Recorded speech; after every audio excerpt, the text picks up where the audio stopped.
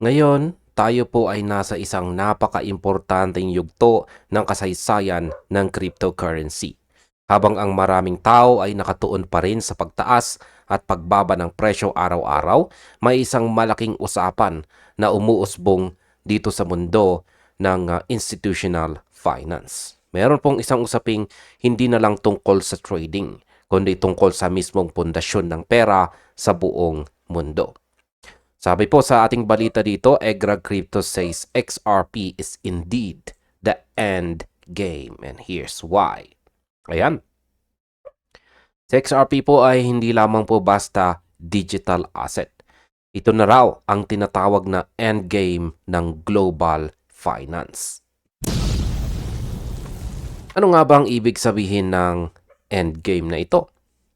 Bakit sinasabi ni Egrag Crypto dito na ang lahat ng ating nakikita ngayon, ang mga demanda, ang mga regulatory hurdles, at ang mabagal na pag-adapt ay bahagi lamang daw ng isang malaking plano?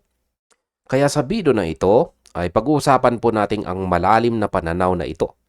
Aalamin natin kung paano ang RippleNet ay binuo bilang isang long-term architecture at kung bakit ang on-demand liquidity o ODL ang siyang magiging susi para sa tuluyang pagbabago ng sistema ng pagpapadala ng pera sa buong mundo.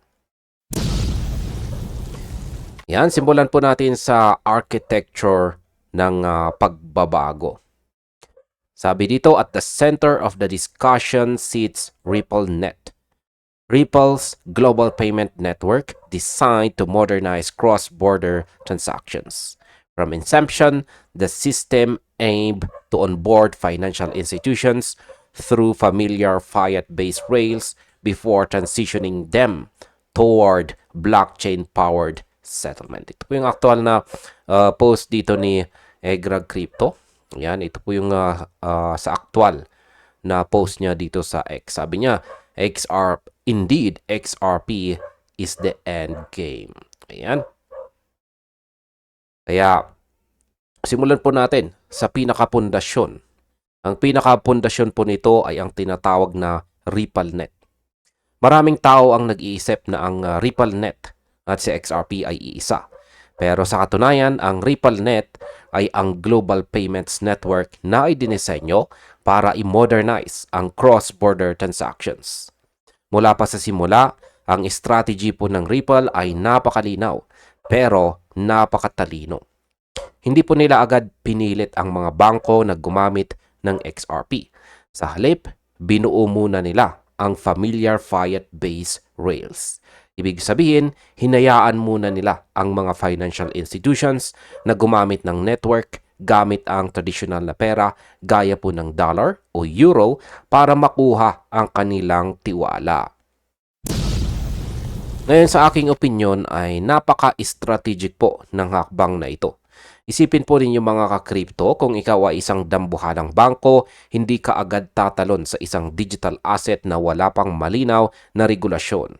Ang ginawa po ni Brad Garlinghouse at ng buong team ng Ripple ay parang paglalatag ng riles ng tren.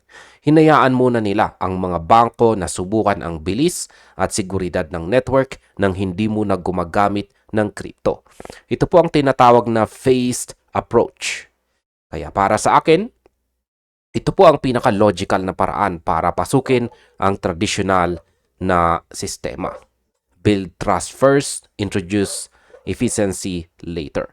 Sa sandaling makita ng mga bangko na ang RippleNet ay mas mabilis kaysa sa lumang SWIFT system, dito na papasok ang transition patungo sa on-demand liquidity or ODL at dito na nagiging bida sa XRP. Si XRP po ang magsisilbing bridge currency para sa instant settlement na hindi na kailangan ng mga pre-funded accounts sa ibang bansa na nagkakalaga ng bilyong-bilyong dolyar na natutulog lamang. Ito po ang tunay na revolusyon sa likod ng architecture ni Ripple. Ngayon ay pag-usapan naman po natin ang tungkol sa regulatory clarity, kung saan ay ito po ang susi sa pagbukas ng pinto. Pero bago yan, ay check po muna natin ang daily chart time frame dito na XRP kung saan siya po ay naglalaro sa ngayon sa presyong 37.36. At kitang-kita po natin dito sa chart na nitong mga nakalipas na araw ay bumagsak po siya, pero nagawang pigilan ng lower portion ng ating symmetrical triangle pattern na ito ang kanyang pagbagsak. Pero huwag pa rin po tayong pakakasiguro dahil bearish pa rin po ang ating signal sa ating mga indicators dito. Yan, pagpatuloy po natin mamaya ang ating technical analysis na yan at balikan po natin ang ating balita dito sa regulatory clarity as the unlock. Yan, basahin muna natin. Sabi dito, a central pillar of this thesis involves regulatory certainty, particularly in the United States. The discussion highlights the potential impact of the Clarity Act, which aims to provide clear legal definitions for digital assets. Regulatory clarity reduces institutional risk and creates pathway for large financial entities to engage with blockchain systems. Analysts widely agree that without such clarity, large-scale adoption remains constrained regardless of technological readiness. Paliwanag natin. Isang napakalaking bahagi po ng usapan ni Egrag Crypto ay ang kahalagahan ng regulatory clarity, lalong-lalo na po sa United States. Binanggit po ang tinatawag na Clarity Act. Ang batas na ito ay naglalayong magbigay ng malinaw at legal na definisyon para sa mga digital assets. Ngayon ay bakit ito napaka-importante? Sa mga baguhan lamang po dito, importante ito dahil ang regulatory clarity ang siyang mag-aalis ng institutional risk. Sa aking opinyon, sa ngayon ay marami tayong nakikitang mga institution na wait and see mode. Gusto po nilang pumasok, gusto nilang gamitin ang teknolohiya, pero natatakot po sila sa legal na aspeto. Ang Clarity Act ang siyang magsisilbing green light para sa mga dambuhalang financial entities. Sa oras na maging malinaw po ang batas, wala nang dahilan para hindi po sila gumamit ng blockchain systems para sa kanilang settlement. Ako po ay naniniwala na ang regulatory clarity ay ang huling piraso ng puzzle. Sabi nga ni Egrag, hindi dahil sa teknolohiya kaya mabagal ang adoption, kundi dahil po sa kawalan ng malinaw na framework. Kapag nabukas na ang pintong ito, asahan po natin ang pagbuhos ng kapital na hindi pa natin nakikita sa kasaysayan ng kripto. Ang mga malalaking kumpanya ay hindi naglalaro sa gray area. Gusto nila ng black and white na batas. At kapag nakuha na nila iyon, doon na magsisimula ang totoong endgame para kay XRP. Sunod ay pag-usapan naman po natin dito ang tungkol sa liquidity at saka institutional participation. Sabi dito, Egrag Crypto frames XRP's trajectory as a sequence driven by liquidity. Once regulatory frameworks solidify, institutions can enter the market at scale. That influx of capital would deepen liquidity pools, making XRP viable for high-volume settlement across global markets. Ripple's ODL model relies on this liquidity. It eliminates the need for pre-funded accounts by sourcing liquidity in real time, a feature that becomes significantly more effective as market depth increases. Ayan. Sinasabi po ni Egrag dito na ang trajectory ng XRP ay nakadepende sa isang sequence na pinapatakbo ng liquidity. Kapag naging solid na ang regulatory frameworks, papasok ang mga institutions ng maramihan o at scale. Ang pagpasok na ito ay magpapalalim sa tinatawag nating liquidity pools. At kapag malalim na ang liquidity, si XRP ay magiging viable o epektibo para sa high-volume settlement sa buong mundo. Sa aking opinyon ay dito natin dapat intindihin ang ODL model ng Ripple. Ang ODL ay umaasa po sa liquidity. Kung gusto mong magpadala ng $100 million mula dito sa Pilipinas patungong Amerika sa loob ng ilang segundo, kailangan mo ng sapat na liquidity sa market para hindi gumalaw ang presyo ng masyado habang ginagawa ang transaction. Kaya naman habang lumalalim ang liquidity, mas nagiging epektibo si XRP bilang tulay o bridge. Sa madaling salita, ang presyo po ni XRP ay kailangang tumaas o ang liquidity ay kailangang lumawak para ma-accommodate ang bilyong-bilyong dolyar na dumadaloy sa global trade araw-araw. Hindi pwedeng maliit lang ang market cap ni XRP kung ang layunin nito ay maging backbone ng world finance. Ito po ang dahilan kung bakit marami ang naniniwala na ang kasalukuyang presyo ay simula pa lamang. Ang institutional participation ang magdadala sa atin sa susunod na level ng liquidity depth. Yan, pag-usapan naman natin dito ang pag-evaluate sa endgame thesis na ito. Sabi dito, the assertion that XRP represents the endgame of global finance remains speculative. While Ripple has established real-world use cases and cross-border payments, full institutional integration across global financial system has not yet occurred. Broader claims tied to shift in global reserve currencies or systemic financial restructuring depend on complex geopolitical and economic factors that extend beyond any single blockchain network. Yan, paliwanag natin. Bagamat napakatapang ng pahayag na si XRP ang endgame, kailangan din nating maging balanse. Sa ngayon, ang pahayag na ito ay nananatiling speculative lamang. Kahit na napatunayan na ng Ripple ang real-world use case nito sa cross-border payments, ang full institutional integration sa buong mundo ay hindi pa tuluyang nangyayari sa lahat ng aspeto. Kaya sa aking opinyon, may mga nagsasabi na si XRP ang papalit sa global reserve currencies o magiging sentro ng systemic financial restructuring. Pero kailangan po nating tandaan na ang mga ganitong pagbabago ay nakadepende rin sa mga geopolitical at saka economic factors na labas na sa kontrol ng kahit anong blockchain network. Hindi lang ito usapin ng teknolohiya, usapin din ito ng politika at global power. Gayunpaman ay hindi natin maikakaila na ang Ripple ay nasa unahan ng laban na ito. Sila ang may pinakamaraming partnership sa mga central banks at saka financial institutions. Kaya kahit speculative pa ang endgame thesis, ito ay may matibay na basihan sa realidad ng development ng Ripple sa loob ng mahigit isang dekada. Hindi sila nagmamadali dahil ang layunin nila ay hindi lang ang maging isang trading asset, kundi ang maging isang essential infrastructure. Ngayon ay pag-usapan naman po natin ang tungkol sa isang vision dito na nakagapos pa. Yan, nakagapos sa infrastructure evolution. Ang sabi dito ay despite the bold framing, the underlying argument reflects a legitimate industry trend.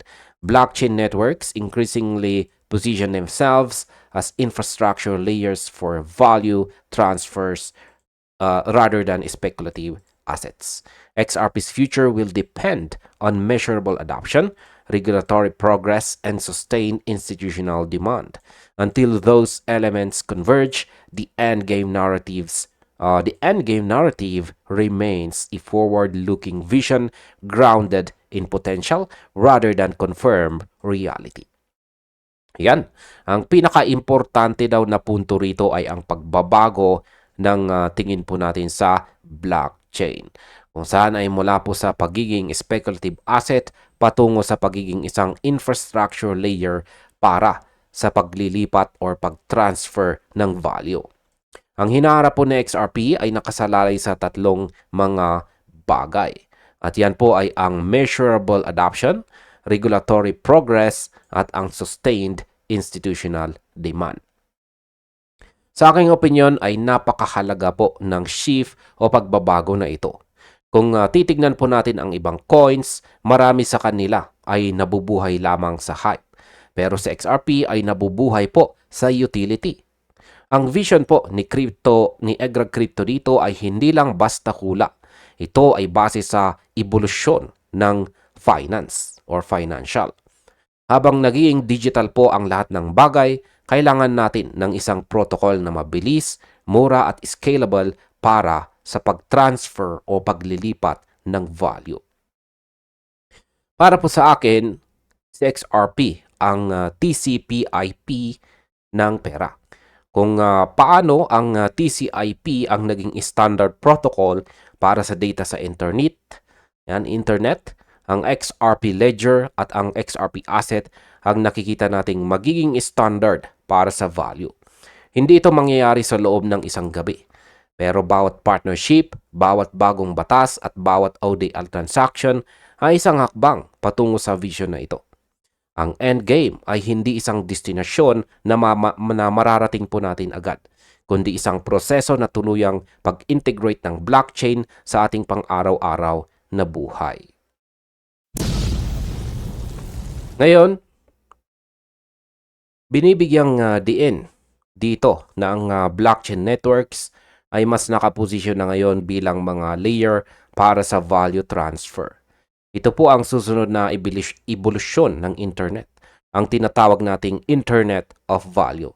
Hindi na lang impormasyon ang ipinapadala natin, kundi mismong halaga o pera. Kaya ang masasabi ko po rito ay isipin po ninyo ang mundo kung saan ang pagpapadala ng pera sa ibang bansa ay kasing bilis at kasing mura ng pagpapadala ng isang email o isang chat message. Yan ang mundong binubuo po ng Ripple at ng XRP. Kaya sa loob ng maraming taon, ang ating financial system ay nananatiling luma at mabagal. Pero dahil po sa mga teknolohiyang gaya ng XRP, ang mga hadlang na ito ay unti-unti nang natitibag. Ang endgame narrative dito na Egrag Crypto ay isang paalala po sa atin na huwag pong mawala sa focus. Huwag tayo masyadong ma-distract sa panandaliang ingay ng market. Ang mahalaga ay ang long-term utility. Kung sa XRP nga ang magiging backbone ng global liquidity, ang mga holder na may pasensya at may malalim na pag-unawa sa teknolohiya ang siyang makikinabang sa huli. Ang infrastructure evolution ay nangyayari na sa harap natin. Kailangan lang nating marunong bumasa ng mga senyales. Yan sa kabuuan, ang pahayag po ni Egrag Crypto dito na si XRP ay ang endgame ay nagbigay po sa atin ng isang malawak na pananaw. Mula po sa architecture ng RippleNet, ang kahalagahan ng regulatory clarity sa ilalim po ng Clarity Act hanggang sa papel ng liquidity at saka institutional participation, ang lahat ng ito ay nagtuturo sa isang direksyon lamang. Yan po ay ang tuluyang pagbabago ng global financial system. Bagamat may mga hamon pa tayong kailangang harapin at ang vision na ito ay may kasamang speculation, ang mga hakbang na ginagawa po ng Ripple ay hindi matatawaran. Si XRP po ay nananatiling isa sa mga digital asset na may pinakamalinaw na utility at saka real-world application. Kaya manatili po tayo mapagmatsyag sa mga balita, patuloy na mag-aral at laging tandaan na sa mundo ng crypto, ang utility ang magpapanalo sa atin sa huli. At ayan, balikan po natin ang ating daily chart time frame dito kay XRP para magbigay po ng maiksing technical analysis dito. Ayan, kung mag-zoom out po tayo dito sa daily chart time frame ng XRP, makikita po natin na siya pa rin ay naglalaro sa loob ng isang symmetrical triangle pattern dito. Yan, muntik na po siyang makaranas ng breakout nitong mga nakalipas na araw dito sa kanyang lower portion or ilalim na bahagi. Pero base po sa mga nabuong mga candlestick natin dito, yan, ang haba ng kanilang mga wick o yung kanilang mga karayom, tapos ang liliit ng kanilang mga katawan. Ibig pong sabihin yan ay nahihirapan po yung mga bears or mga sellers na basagin yung lower portion ng ating triangle pattern dito. At ngayon nakikita po natin na bumubuo na ito ngayon ng isang bullish candle na mukhang sinyalis po ito ng isang bounce. Yan, mukhang tatalbog po siya ulit para bumalik dito sa malamang dito sa gitna or baka akyatin niya yung upper portion ng ating triangle pattern dito. Pero gaya ng aking sinabi kanina ay huwag po tayong pakakasiguro kasi yung ating mga indicators dito ay patuloy pa rin pong nagpapakita ng bearish signal. Lalong-lalo na yung ating QQE mo dito na patuloy pa rin po siyang bumubuo ng mga red bars. Yung ating Housing indicator dito ay lumiit na rin yung mga sukat nito. Mukhang malapit na itong magbago ng kulay. Kapag nagkulay red po yan ay sa tingin ko ay mataas ang chance na babagsak or mababasag ang lower portion ng ating triangle pattern dito. At kung pag nangyari yan, ang sunod na support natin ay isang major support dito sa 1.3211.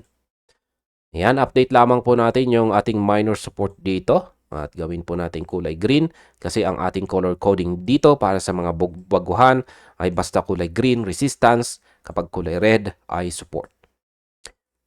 Yan po ang ating technical analysis update sa araw na ito dito kay XRP. At hanggang dito na lamang po tayo sa video na ito mga ka-crypto. Marami pong salamat sa panonood.